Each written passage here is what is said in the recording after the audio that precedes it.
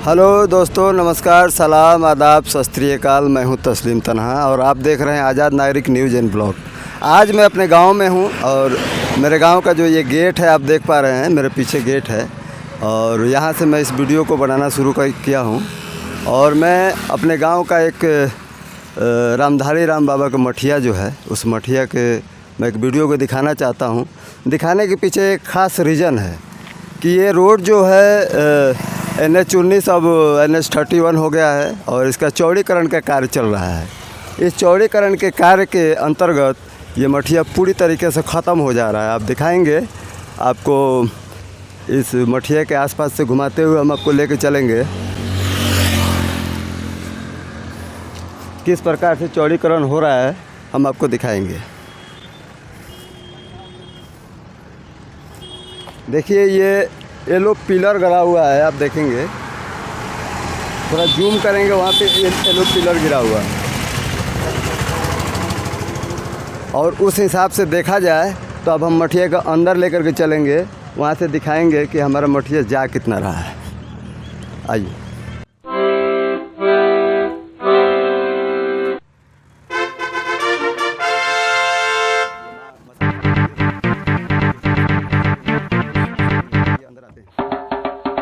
मैं अक्सर अपने गांव में रहता हूं तो मेरा ज़्यादातर का वक्त यहां पे गुजरता है और कोशिश करते हैं यहाँ के लोग भी कि इसको सुंदर सजा कर के रखें। ये जैसा भी है, कुछ लोग हैं जो इसके ख्याल करते हैं। और ये बाबा की समाधि है, बाबा की तस्वीर को दिखाएंगे इधर से आकर के आप।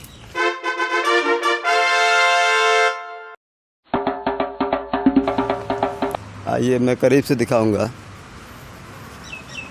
देखिए, बाबा का नाम लिखा हुआ है श्री गुरु रामधारी राम, इधर श्री शिष्य किशोरी राम। इस पे सन भी लिखा हुआ है कि कब का ये लगा हुआ है। ये बाबा की समाधि है।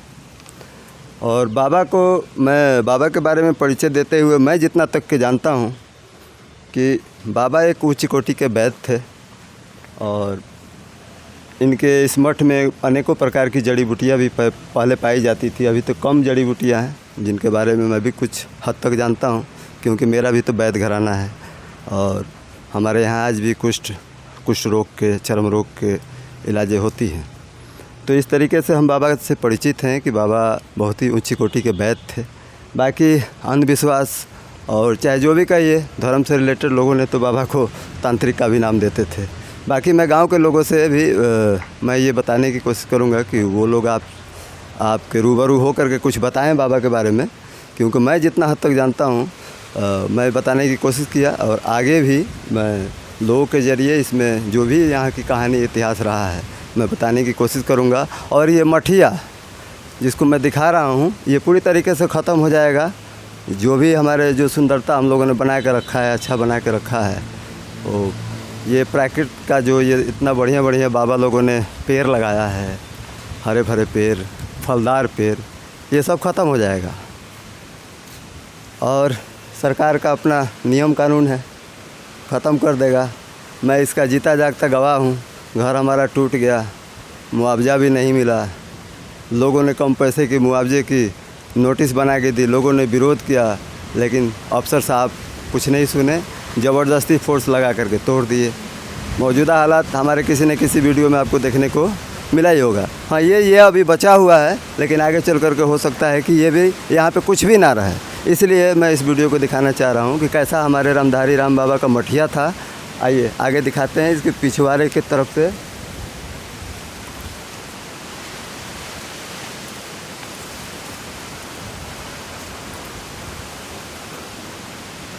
आप देखिए, वो पीला जो पोल आप देख पा रहे हैं, जो पिलर मैंने सड़क के किनारे से दिखाया था, जूम करके दिखाइए, उस हिसाब से पूरी तरीके से ये मठिया ख़त्म हो जाएगा। तो हमारे पास दिखाने के लिए भी, लोगों को समझाने के लिए कुछ तो नहीं रहेगा, लेकिन ये मेरा यादगार वीडियो ज़रूर रहेगा, इसलिए मैं इस वीडियो को बना पा रहा हूँ। अगर आप लोगों को अच्छा लगता है तो हमारे चैनल को लाइक कीजिएगा, शेयर कीजिएगा और कमेंट करके बताइएगा कि मैंने कैसा काम किया, अच्छा किया या बुरा किया। आइए पीछे से भी दिखा देते हैं हम अपने कि कितना सुंदर नज़ारा है हमारे गांव के मठिया का।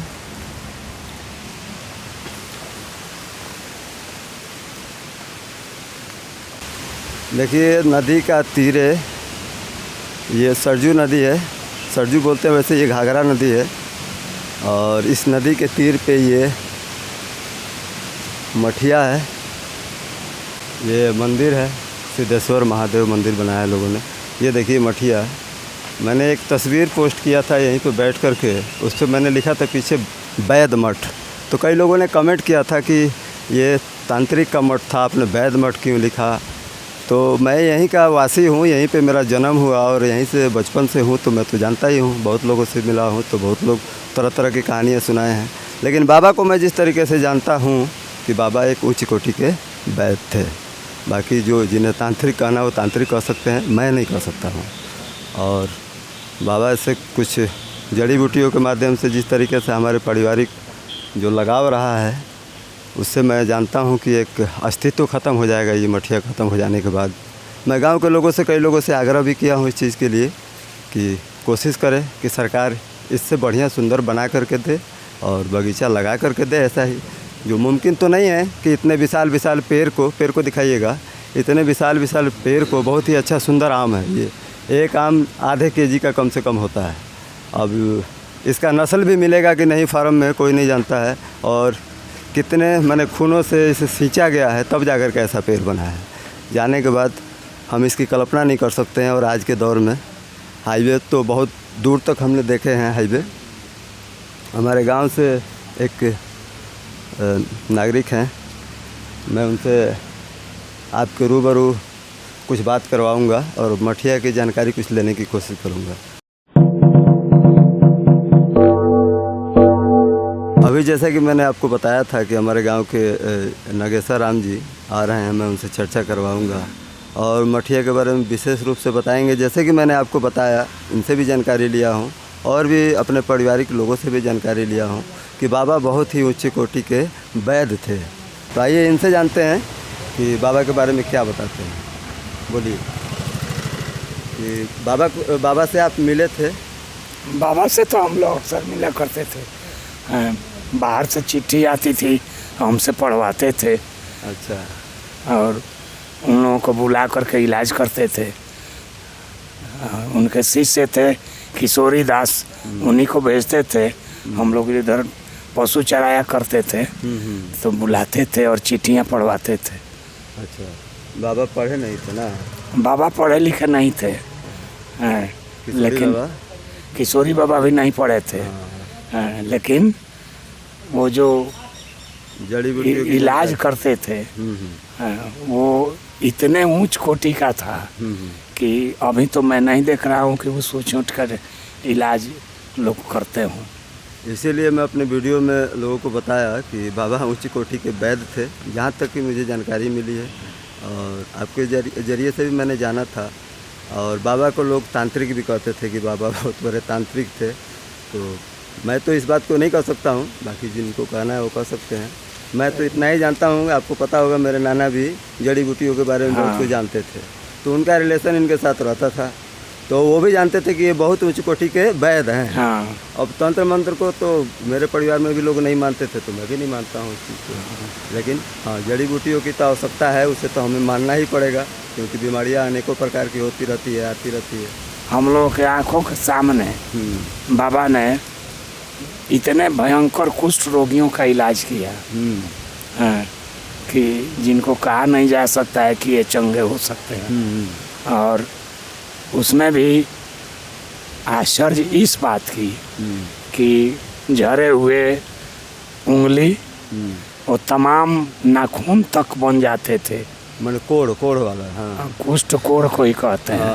कोढ़ वाला। तो ऐसे लोग जिनके हाथ की उंगलियां झड़ गई है, पैर की उंगलियां झड़ गई है, गल गया है घाव से, उन लोगों का उन्हें इलाज किया और तमाम उंगली और नाखून तक बन गए। और इसके बाद उसमें जो रोए होते हैं वो भी आ गए। और जब वो लोग अच्छे हो गए तो जरा भी इस तरह का उनके शरीर में कोई संकेत चिन्ह नहीं था कि ये पहले कुष्ठ हुआ हो। देखिए कितनी बड़ी बात है, माने ऐतिहासिक ये हमारी समझने की बात है कि ऐसा बीमारी कोढ़ जिसमें हड्डियां रह जाती है, नसें भी गलने लगती हैं, और ऐसे बीमारियों का उन्होंने इलाज किया जिसमें ये नाखून भी निकल आया, उसके ऊपर के मांसपेशियाँ भी निकल करके आ गई, और आगे चल करके ये नहीं पता लगा कि उसमें कभी कुष्ठ भी हुआ था।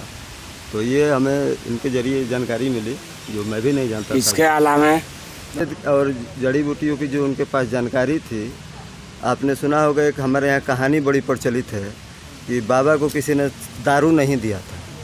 तो दारू नहीं दिया था तो क्या हुआ कि उनका दारू टोटल का तो पानी हो गया था, और फिर बाद में उन्होंने दारू पहुंचा दिया बाबा के यहाँ, तो फिर वो दारू पानी टोटल दारू हो गया था। इस सब मैं नहीं जानता हूँ क्योंकि ये बहुत पुरानी बातें हैं, और इनके भी हो सकता है कि जीवन से पहले की बातें होगी, तो हमारे पास इसका प्रमाण नहीं है। लेकिन एक बात ज़रूर सही है कि उनके पास कोई ऐसा केमिकल ज़रूर होगा कि थोड़ी देर के लिए दारू को पानी बना दिया होगा है, और जब उसका समय ख़त्म हो गया होगा तो फिर वो पानी दारू बन गया होगा। वो केमिकल जड़ी बूटी का। हाँ, जड़ी बूटी का। तो इसके तो कलाकार होते हैं, क्योंकि वो उच्च कोटि के वैद्य अगर हम कहें तो उनके पास इतने प्रकार के आविष्कार जरूर होंगे। और बाबा जो थे वो भले अनपढ़ थे, लेकिन उनकी सोच इतनी ऊंची थी कि बड़े बड़े विद्वान भी उनके आगे सर झुकाते। बड़े बड़े विद्वान भी उनके आगे सर झुकाते थे। और ये वीडियो हमारे लिए बहुत यादगार होगा, क्योंकि मैं तो रिक्वेस्ट करूँगा NHI हाईवे या जो भी डिपार्टमेंट है उससे कि बाबा के समाधि छोड़ करके ही रोड को बनाए। क्या अगर ऐसा प्रावधान होता है तो, नहीं तो तोड़ देते हैं। तो इतना सुंदर वाटिका लगाना किसी डिपार्टमेंट की बस की बात नहीं है। जिसके बस की बात ये नहीं है कि हमारे यहाँ के 100 मकान तोड़ने के बाद उसमें लेबर जो खर्चे लगे हैं लेबरों खर्चा दे दिया जाए हैं। आज लोग अपने पैसे के लिए भटक रहे हैं, उनको उचित मुआवजा नहीं मिल रहा है। ये वीडियो बनाने का मेरा दोनों उद्देश्य है। एक मठिया के लिए भी उचित न्याय चाहिए हमें। बाबा रामधारी राम का मठिया जो ये कौरू धरू के नदी किनारे है, कौरू धरू गाँव के जो मेरा गाँव है, इसमें मैं चाहता हूँ कि मठिया जिस तरीके से था वैसा बना दे सरकार, और बना करके रोड अपना निकाल के ले जाए। कोई बात नहीं, उसमें तो कोई हस्तक्षेप नहीं करता। बाबा की समाधि बच जाए। हाँ, हम लोग तो अच्छा हो। चाहेंगे कि समाधि बच जाए तो ज़्यादा अच्छा रहेगा। क्योंकि लोग अवघड़ कहते हैं, शुद्ध नाम तो उसका ऑर्डर है। और बाबा जिस ऑर्डर संस्था से आते थे उसका हेड ऑफिस जो है मुख्य पीठ वो वाराणसी में है, बनारस में है। और उसमें पत्रिका आते थे, वो बहुत अच्छे ज्ञान का स्रोत था। और हमने ऑर्डर पंथ का एक पुस्तक था, उसको हमने पढ़ा। उसमें जीवन जो है बहुत कठिन है, अपने को साधना बहुत कठिन है।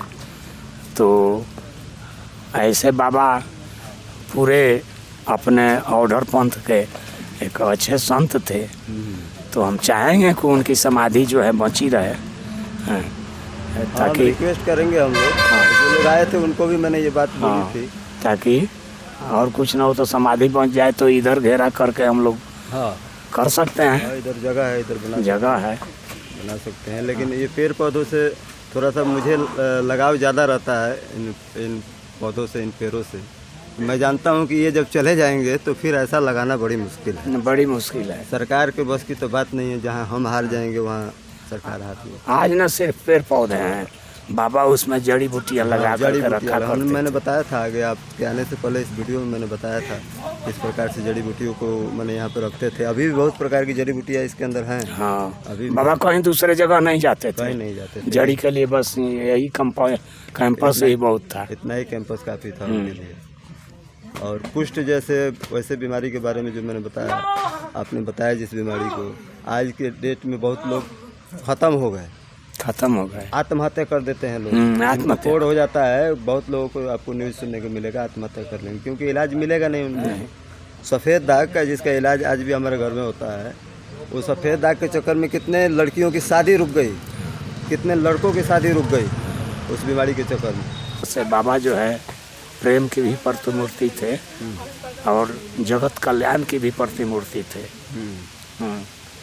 आज हमारे बीच में बाबा नहीं है तो उनकी कमी खल रही है। लेकिन आप जैसे जो लोग हैं, आपके एज के जो लोग हैं जो इस चीज़ के समझ रहे हैं, उनको कमी खलती होगी, खलती है। हाँ, आज के जनरेशन जिसको नहीं पता है उनके ही यादगार के लिए इस चीज़ की मैं बना रहा हूँ इस वीडियो को, तो मठिया का भी यादगार हमारा रहेगा आगे तो चल के। बाबा जो हैं प्रेम और चिकित्सा और सामाजिक सद्भाव इन सब के ऊपर प्रतिमूर्ति थे। ऐसे ऐसे संत जो हैं उन्हीं के दया से, कृपा से, सहयोग से ये विश्व का संचालन हो रहा है। इसलिए हम चाहेंगे कि बाबा का समाधि ये बन जाए। समाधि जो है वो बचा रहे हैं, क्योंकि इसके बाद हम लोग चाहें तो इधर घेर करके और उसको एक फिर भी मठिया का रूप हम लोग दे सकते हैं। तो अभी हम आगे भी, ये हमारा वीडियो काफ़ी बड़ा हो गया है, इसको कटिंग भी करेंगे और बहुत ऐसी स्टोरियां हैं जो मैं इस वीडियो के माध्यम से नहीं बता पाया हूं, जिसका प्रमाण भी मैं आपको दिखाऊंगा। जैसे कि बाबा का तस्वीर आपने देखा होगा, उनके हाथ में एक बोतल और एक गिलास है, उसकी स्टोरी भी मैं अपने अगले वीडियो में दिखाऊंगा। अगर आपको लगता है कि ये वीडियो बहुत अच्छा है तो इसे शेयर करें, लाइक करें और कमेंट में बताएं कि क्या मैं नेक्स्ट वीडियो डालूं।